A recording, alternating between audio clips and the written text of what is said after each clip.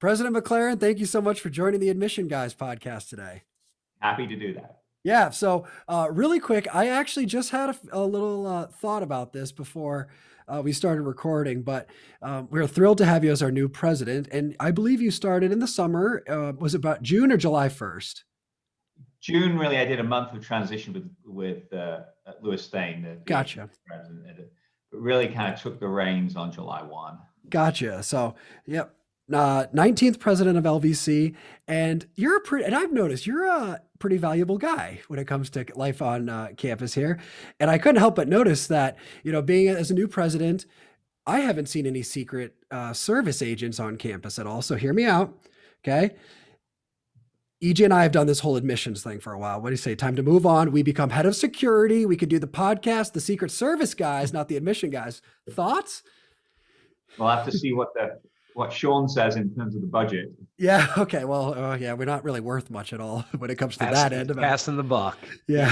I thought the buck stopped with him, and now he's passing the buck already. Yeah. But anyway, so we're excited to have you here. EJ, why don't you kick us off? You got it. President MacLaren, could you give us our audience, a brief refresher of who you are, where you've been, and what made you pick Lebanon Valley College? Sure. So, I was born in the UK in London, and really all of my formal education through graduate school was in the UK. I was an undergraduate at Cambridge, and then went on to Imperial College London. And I would say if you're looking for an equivalent kind of institution to Imperial College, it would be an MIT. So it was very much a science-driven college in central London. When I finished my graduate work, I ended up, because I worked with a colleague who was a faculty member who was from the US, I ended up going to New Mexico to Los Alamos National Lab to postdoc. And I spent 3 years out there. I learned to ski out there. And I learned to ice skate earlier. I know we talked about ice skating in our last conversation. And then when I was looking around for the next stage, kind of, because it was a 3-year term appointment, I ended up getting the opportunity to go to New Orleans and go to Tulane University. Started there as a faculty member, physics faculty member, went through all of the usual promotion and tenure for faculty members. And then when I was department chair, I had a call when I came back from teaching. It was from the provost office, and I thought nothing good can come when the provost leaves you a voicemail as department chair. Probably wants to cut my budget or something. But it wasn't that. It was just that with the hiring of a new president, a new provost was coming on board, and somebody had suggested I might be interested in serving in a kind of administrative capacity. And I ended up taking that opportunity to serve as an associate provost at Tulane. Did a lot of work with undergraduate education. So we had that is a bigger institution, as you've perhaps met, it had about 6,000 or 7,000 undergraduates, but almost the same number of graduate and professional students from law and medicine, public health, social work, etc. I focused, there were 2 associate provosts, and I focused more on the undergraduate side. I worked with the arts and science division and some of the undergraduate programs in the professional schools. Then all of that changed with my first crisis. The second one, of course, is happening right now, when Hurricane Katrina came ashore 2 days after we moved the freshman class in. So we kind of moved them in on a Saturday, and later on in the afternoon, we told them, you probably need to move out. And so that kind of interrupted our fall, but it gave me a whole range of different experiences. And when we came back in January to start our spring semester, I was asked to serve as Dean of Arts and Sciences because the Dean of Arts and Sciences had stepped down. So I worked with faculty, helping them kind of get their lives back together, all the while kind of trying to fix my own home.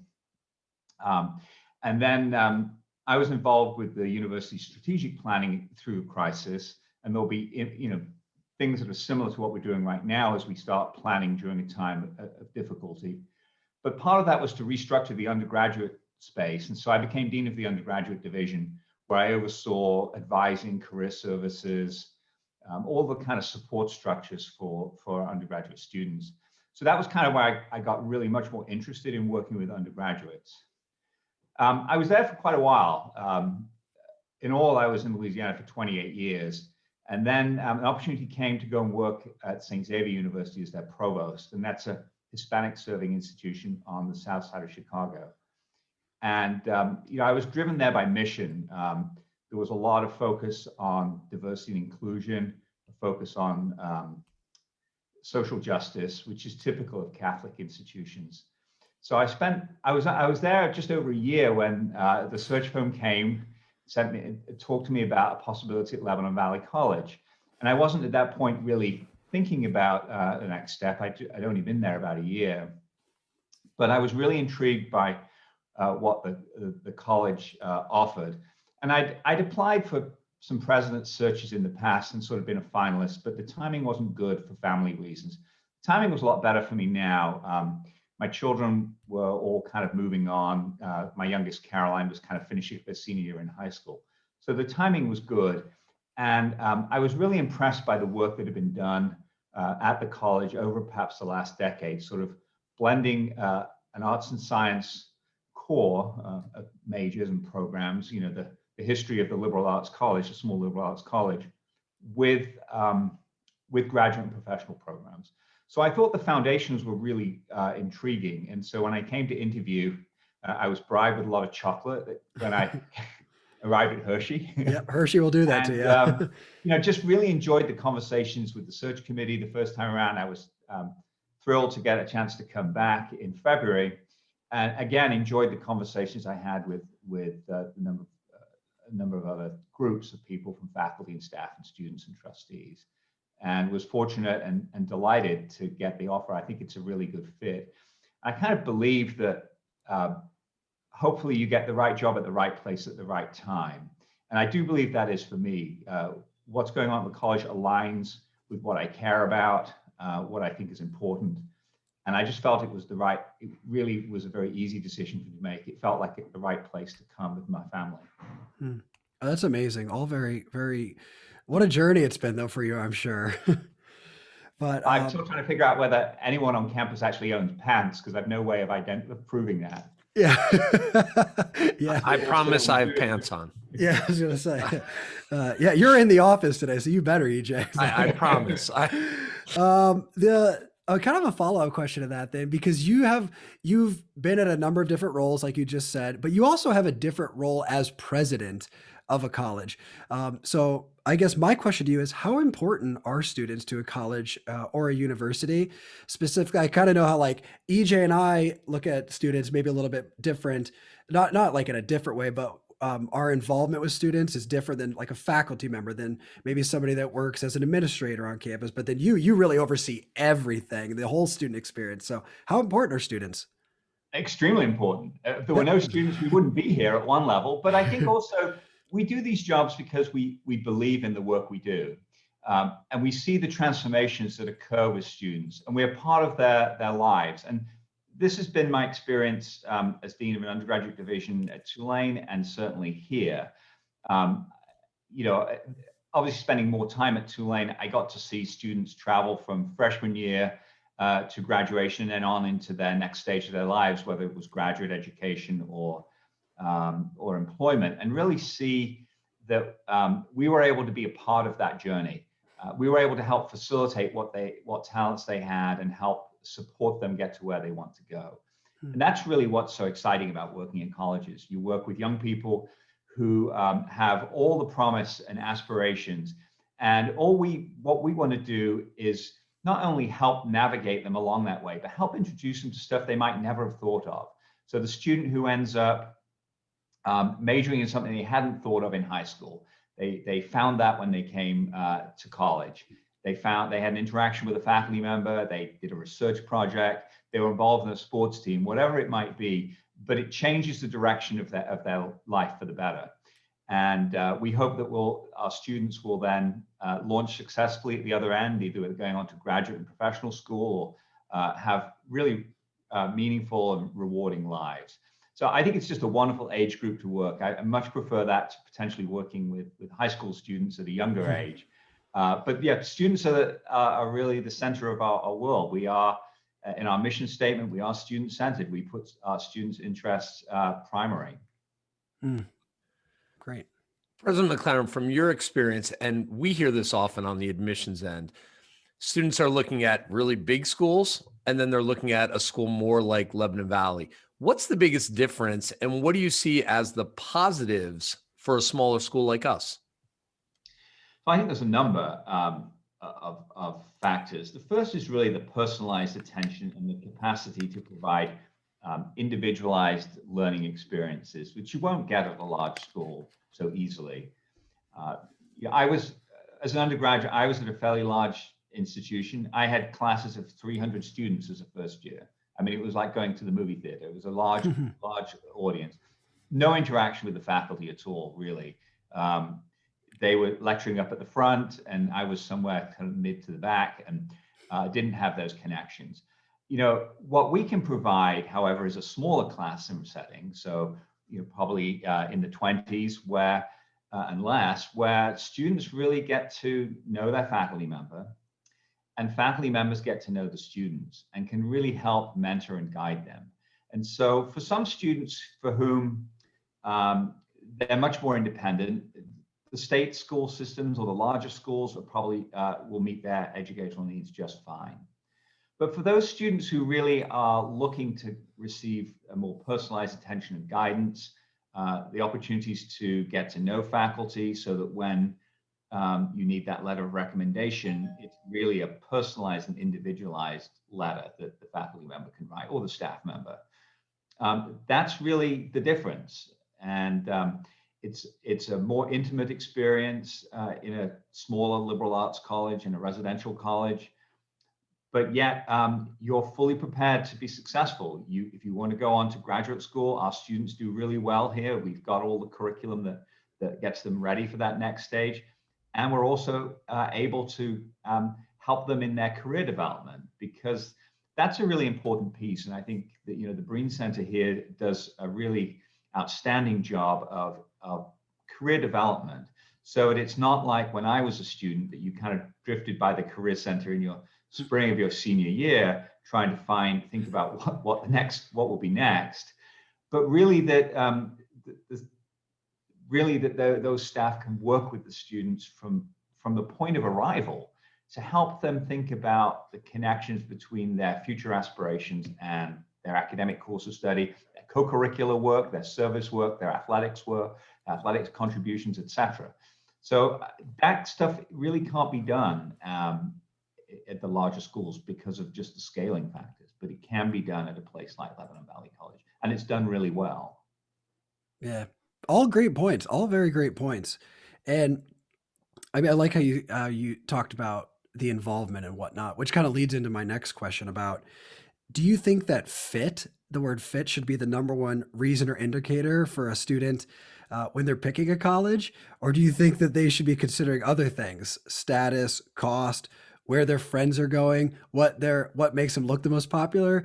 I know EJ and you always talk about that you don't want to buy a shoe because it's cool or it looks nice. You buy it because it's fit and it's comfortable. So thoughts on that?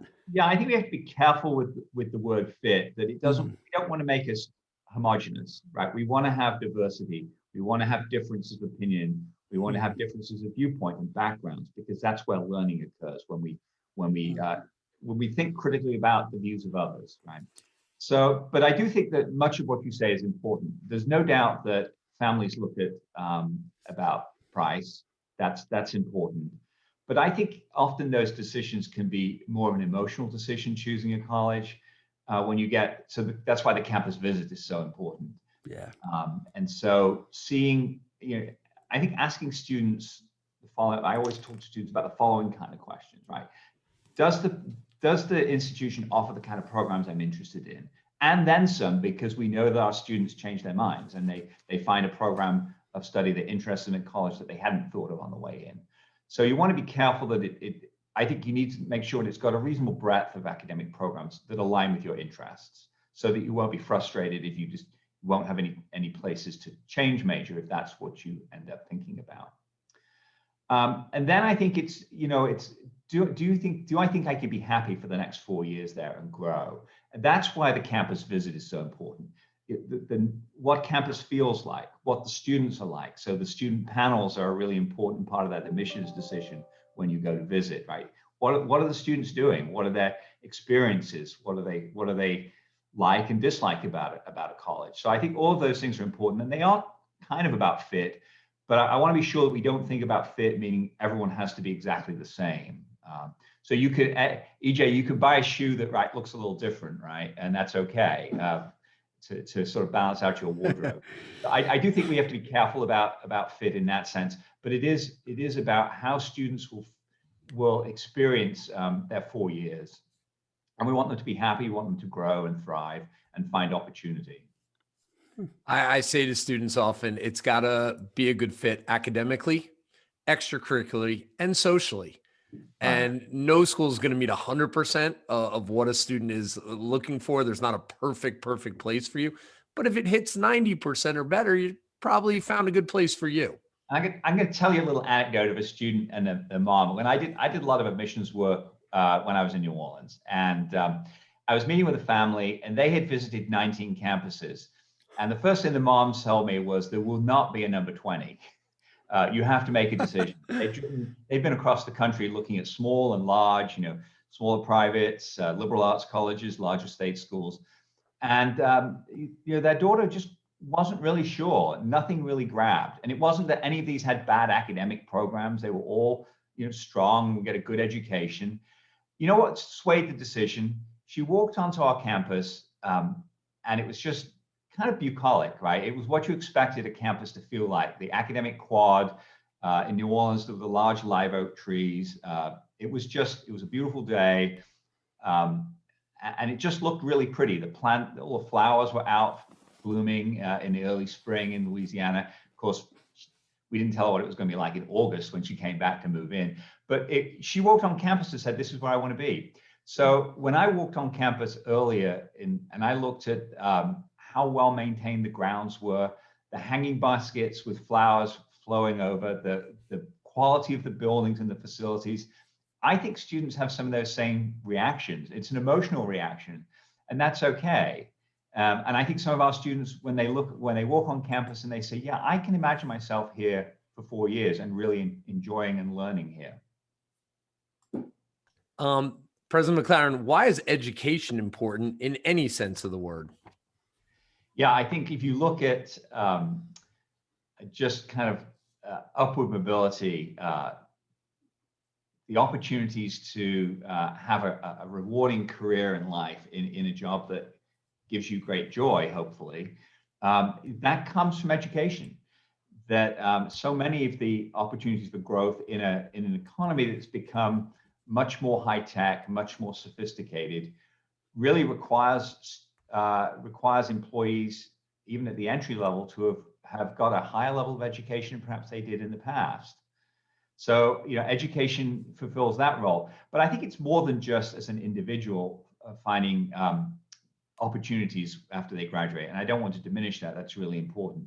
But if we think about education as a nation's good, right? So we want educated citizens to think critically about issues. We want them to help make good decisions about the future, because the generation of students going through colleges now will make leadership decisions, whether it's in politics or industry or education themselves. And we want to make sure that they can make those decisions based upon good information.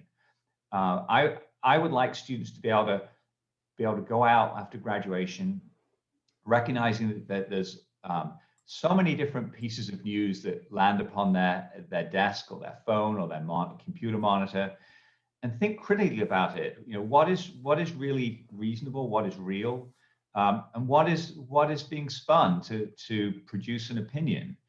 We've certainly seen plenty of that over the last few years. To help sort through that, education is critical, so that students, through what they've learned, what they've studied, what they've examined and worked with faculty, they can look at that information and make reasonable decisions for themselves about what is right, what is wrong, what is possibly misleading information. Without education, none of those things can happen. So that's really thinking about the citizenship and the future of our country. And I I like think a that. school like us, a liberal arts college, really helping them become critical thinkers, independent of major. I agree. I mean, I think that's the strength of a liberal arts core, the general education piece, that if you, no matter what your major is or what your program of study is, you will learn a little bit about science. You'll learn something about the humanities and human culture. You'll learn some of the social sciences. You'll develop quantitative skills and written and be able to write better. All those things are just really important. Yeah. It all relates in the end for sure. So I guess that kind of segues into my next question that I was going to ask is what advice would you give a student who's about to pick a college here in the upcoming month? So they're a smart, uh, bright senior in high school. So what advice would you give them? And then on the flip side too is what advice or I guess statement would you tell them to ignore? Yeah, so let's start with the latter part. I think if they're looking at schools like LVC, don't look at the sticker price because we Mhm. know that students don't pay the sticker price, that there are many opportunities for financial aid. The college, and this will be true of many colleges, we try to maximize that to allow affordability and accessibility to higher education. So don't be put off by the sticker price. At least follow through with your admissions counselors. And often schools have very simple tools that you can kind of, with a little bit of information, kind of key in and get a sense of what the true cost will be to you as a student. So look beyond the sticker price and and see what the college can provide in terms of financial assistance to you. You know, as you go through this process, I think do what's right for you. So I've seen students who've chosen a college, they've been somewhat analytical about it, almost with a spreadsheet, looking at the things, at the pros and cons. You know, as EJ, you were talking about, you know, does it have the right mix of academic programs? That's important, particularly more than just what your one area of interest at this moment in time, because we know that it changes. Does it have the right co-curricular opportunities for you? Leadership development, etc., student organizations. If you play sports, right, can you get a chance, even if you don't play as a D3 athlete? Are there opportunities to engage in sports that were an important part of your life during high school? So all those things are important. And then I think if you can visit, I know you can. It's challenging this year, and there's more stuff done virtually, but try to visit because then you get a true feel of what it would be like to spend 4 years at that institution. And That's don't be amazing. afraid of a gut reaction. If you visit a place and you think that just feels right, that's fine too. Yeah. Sometimes that's the best way to make a decision is your trusting your gut instinct. And I think you're right, finding places that you can be you and you can do different things. I know my daughter, luckily enough for us, will be here next year and she's interested in speech language pathology, but she also has a love for art. And Mhm. she knows that she can still take a course or a couple courses in the art realm. So, because that's something that she enjoys, but she knows it's probably not going to be her future. Mhm. So, all right, big question here, Dr. MacLaren. If you could have a gigantic billboard with anything on it, your choice, anything, having millions of people seeing it every day, what would that billboard say and why? I'm going to give you a serious and a non-serious answer. So, Sounds good. That's what we like. so I would like to have one that says Lebanon Valley College, transforming lives. Please join us. I like that. Because I do believe that. I believe that the education provided by our faculty and programs does transform lives. But it's more than just the classroom experience, right? It's the whole, what we've been talking about. It's the co-curricular activities. It's the friendships that you make through residential living and student organizations, athletics teams, the whole picture. So I would certainly do that. Now, I'm I'm just going hoping to tell that's you, the serious one. that's a serious one. Now, Okay, I was the other hoping. one that I would put on the flip side of this is so, as you know, I spent many years in Louisiana, and I am if you visit my office, you'll know that I'm a Saints fan. And I am still bitter, as the city is, about that blown call in the NFC Championship game against the St. Louis Rams that pushed the Saints out of the Super Bowl. So on the other side, I would have something akin to some NFL referees with white canes walking along with yellow flags. And talking about the blown pass interference call for that NFC Championship game against the Rams. So that would be my less serious one. Who took that very seriously? That's awesome, though. I say you might. They held a ceremony at the Superdome, and they had voodoo and all kinds of stuff, and they had people come and just get it out of their system at the point on the field where the call was blown. I think both messages on both billboards are very fitting, without a doubt. But and I'm sure there's a lot of people out there that would agree with you for that second one you gave us. We do have a couple rapid fire questions for you, just because our audience likes to get to know our guests and whatnot. And but before I ask those, I do just want to, or I'll say we just want to acknowledge you just for all the great things you do, President MacLaren, for always being committed to serving the students and just developing a family atmosphere throughout Lebanon Valley College's campus and culture, just for everyone on campus, whether it's students, faculty, all of that. So we really appreciate all that you do and are very thankful for you stepping in at a not crazy time at all in the world, completely normal, but just coming in and just really hitting the ground running. So we just want to acknowledge you for that. But thank you. Of course. So our rapid fires, I got about 6 or 7 of them here. So just first thing that comes to mind quick. I do not know what he's going to ask, so I apologize ahead of time. Way to really have my back, partner. That's my co-host. But I think I know the answer to this one already, but dogs or cats? Dogs. Right. And you have one dog, correct? Yes. She's very badly behaved most of the time. Except when AJ comes up to photograph, where she just keeps the dog whisperer. She's awful for us, but he looks at her and she just sits with big brown eyes and waits for him to photograph her.